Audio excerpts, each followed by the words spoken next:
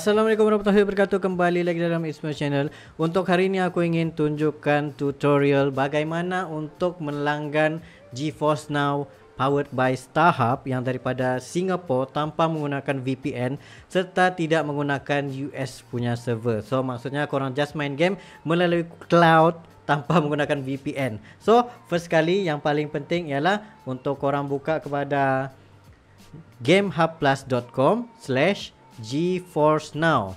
Daripada sini korang perlu sign up korang punya account. So macam aku, disebabkan aku sudah ada account, jadi aku just skip benda ni. Ini aku just tunjukkan korang apa yang korang perlukan seperti Game Hub Plus.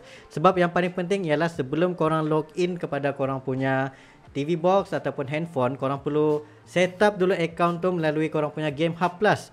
Disebabkan kalau korang terus log in kepada korang punya Gmail ke apa semua tu, dia akan connect kepada standard Nvidia GeForce Now pergi kepada USA begitu, yang memang tidak available region untuk kita punya di Malaysia ini. Tapi Malaysia ni boleh langgan kepada Game Hub Plus powered by StarHub melalui Singapore punya server. Nah, daripada sini pun ini pun ada yes bakal berkolaborasi dengan Nvidia juga Game Hub untuk mendapatkan mereka punya server. So nanti kita akan merasakan cloud daripada Malaysia sendiri, kemungkinan besar harga dia lebih murah daripada yang Singapore punya ni kan. Okey, selepas saja korang selesai untuk create korang punya account sendiri, seterusnya masuk login dalam GeForce Now Nvidia ini.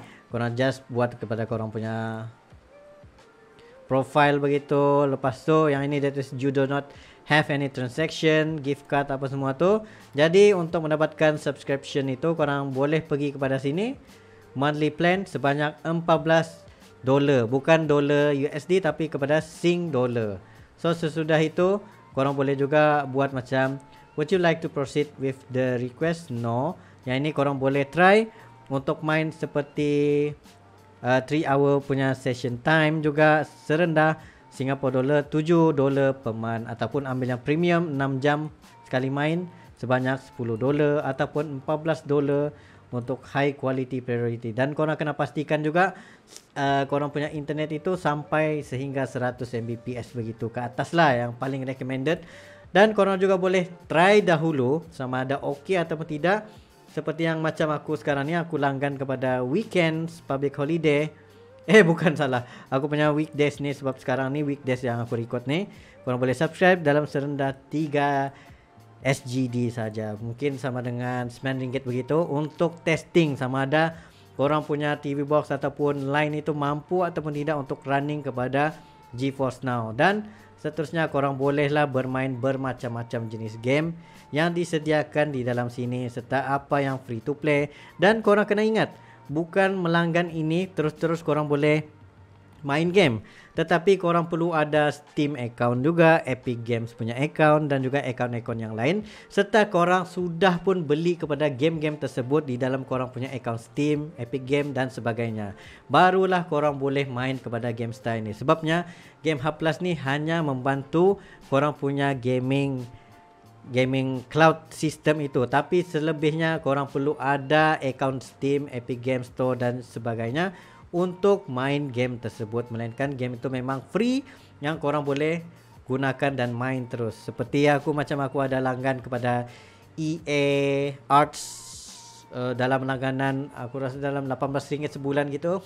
Jadi aku boleh main semua game-game dorang itu melalui cloud sahaja. Memang sangat memudahkan. Dan ini beberapa game yang disenaraikan yang korang boleh main. Memang banyak sekali, tapi aku bagi tahu wala-wala untuk Genshin Impact untuk bermain dalam T-Box memang tidak dapat guys. Jadi setelah selesai semua benda ni, korang just pergi kepada T-Box korang. Seterusnya korang just try untuk download guys. Maksudnya di sini try untuk apply mengikut korang punya account itu, ikut instruction yang sedia ada. Seperti ini, download GeForce Now, lepas tu link korang punya game library serta link kepada korang punya account. Dan seterusnya korang boleh bermain kepada korang punya base game di dalam TV box juga. Serta yang ini aku tunjukkan, seperti yang korang kalau ada PC low spec ke apa, tapi untuk bermain secara cloud korang boleh menggunakan GeForce Now yang ada pada komputer korang juga. Macam ni aku tunjukkan macam mana interface kepada GeForce Now. disebabkan aku tidak melanggan di dalam aku punya TV box, jadi aku tidak dapat buka, melainkan menggunakan aku punya Nvidia Shield boleh buka.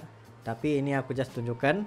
Oke, yang sekarang ni macam dalam library aku sendiri pun aku ada letakkan seperti Genshin Impact juga, NFS Hit, Hot Wheel, ni aku ada langgan WRC 7 dan banyak lagi Electronic Arts, free to play, apa yang korang boleh main juga di dalam sini.